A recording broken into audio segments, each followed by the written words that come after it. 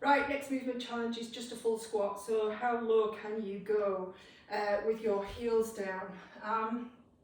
This has been my nemesis for a very, very long time. It's taken me a long time to get here. So please don't judge me by my squat. But, you know, some people will never get into a full squat position because of the shape of their hip joints. So some people's hip joints, the socket is very deep. There's not as much movement for the femur, so for the thigh bone to move, so it's very difficult for them to get into a real deep squat that you see most kids get into. That said, for most of us, we're not like that. Most of us were at some point able to do at least a half decent squat and at least break parallel. So even if you are saying, well, I've got extra long legs and calves and arms and body and all the rest of it, there will be work to be done. So I'll show you mine to start. I'll show mine and then you can show me yours. So I'm going quite wide with my knees and my feet just because that's the only way I can get actually the space between the space in my pelvis to be able to actually get down to the floor. So as I sink down, my heels are staying down and I'm trying to keep my chest as upright as possible. You'll see my spine's on an angle. That's kind of normal. If I was to come further down with my hips, my spine should come slightly more upright.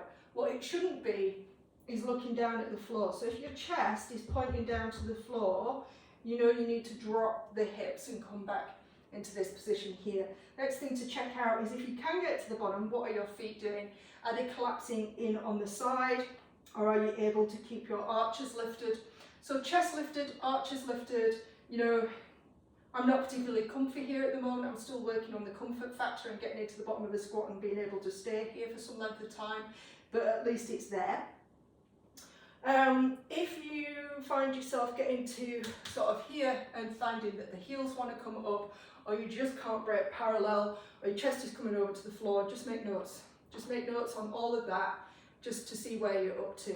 The other thing to look for as well is, when you've got an active squat, so if I come here and there's the curve of my lower back again, as I come down, I want to try and keep the curve of my lower back.